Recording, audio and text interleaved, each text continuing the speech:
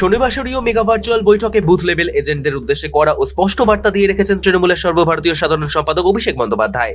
সূত্রের খবর, সংগঠনকে সর্বোচ্চ সতর্কতায় রেখে ভোটার তালিকার বিশেষ নিবিড় সংশোধন প্রক্রিয়ায় ঝাঁপিয়ে পড়ার পরামর্শ দিয়ে দেন তিনি।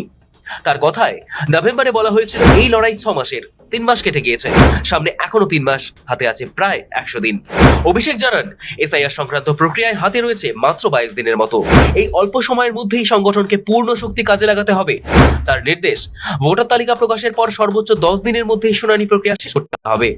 তালিকা প্রকাশের সঙ্গে সঙ্গেই সমস্ত BLA 2 এবং বুথ সভাপতিদের নিয়ে বুথ ভিত্তিক ভোট রক্ষা কমিটি গঠন করার নির্দেশ দেন তিনি।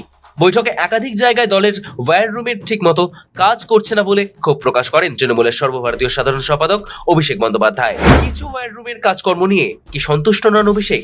সেই প্রশ্ন শনিবার উঠেছে। কিছু সাংসদ, বিধায়ক ও তৃণমূল নেতারা সেখানে সময় ঠিক মতো দিচ্ছেন না বলে অভিযোগ উঠেছিল। বৈঠকে সেই বিষয়টিও সামনে আনেন অভিষেক, নাম না করে জনপ্রতিনিধিদের উদ্দেশ্যে কড়া বার্তা। যদি কোনো দায়িত্ব দেওয়া হয় আর কেউ ভাবেন কাজ না করলেও চলবে, সেই বিধায়ক হোক বা সাংসদ, তাহলে ভুল করছেন। নিজেদের দায়িত্ব পালন না করলে দল পাশে দাঁড়াবে না। সাংসদের অধিবেশনে 1-2 দিনে যান, বাকি সময়টা নিজেদের এলাকায় কাটানোর নির্দেশ অভিষেকের। আত্মতুষ্টি আর অতিরিক্ত আত্মবিশ্বাসের কোনো জায়গা নেই। যারা ধীরে চলো নীতিতে বিশ্বাস করেন, তাদের ঘুম থেকে ওঠার নির্দেশ দেন। দিল্লি আর হরিয়ানায় যা হয়েছে, বাংলাতেও সেটাই করার চেষ্টা হবে। ফর্ম 7 নিয়ে বিজেপির বিরুদ্ধে গুরুতর অভিযোগও তোলেন অভিষেক। তার দাবি, তৃণমূল সমর্থকদের নাম ভোটার তালিকা থেকে বাদ দেওয়ার উদ্দেশ্যে একাধিক জায়গায় বিজেপির তরফে একসঙ্গে বহু ফর্ম জমা দেওয়ার চেষ্টা ধরা পড়েছে। সূত্রের খবর, তিনি বলেন, হরিয়ানা ও মহারাষ্ট্রে যেমন হয়েছিল, বাংলাতেও একই কৌশল নেওয়া হচ্ছে। তবে বাংলা সতর্ক ছিল বলেই ধরতে পেরেছে। বাঁকুড়ায় দলের কর্মীরা একাধিক জায়গায় এই ধরনের চেষ্টা প্রতিহত করেছে বলেও জানান তিনি।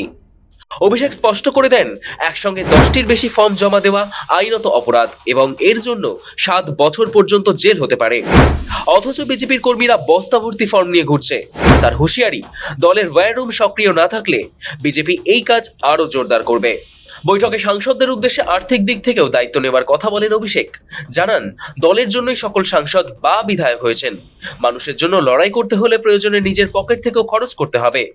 একই সঙ্গে নাকি তিনি বলেন, তৃণমূল অন্য দলের মতো জনপ্রতিনিধিদের থেকে পার্টি ফান্ডে 50% দেওয়ার দাবি করে না। যেসব এলাকায় লোকসভা সাংসদ নেই, সেখানে রাজ্যসভার সাংসদদের দায়িত্ব নিতে নির্দেশ দেন অভিষেক। সব মিলিয়ে শনিবারের এই বৈঠকে স্পষ্ট, ভোটার তালিকা সংশোধন প্রক্রিয়াকে কেন্দ্র করে সংগঠনকে চূড়ান্ত লড়াইয়ের জন্য প্রস্তুত থাকতে কোনো রকম ঢিলেমির জায়গা রাখতে চান না তৃণমূলের শীর্ষ নেতৃত্ব। সৌভিক চ্যানেলের রিপোর্ট, সময় কলকাতা।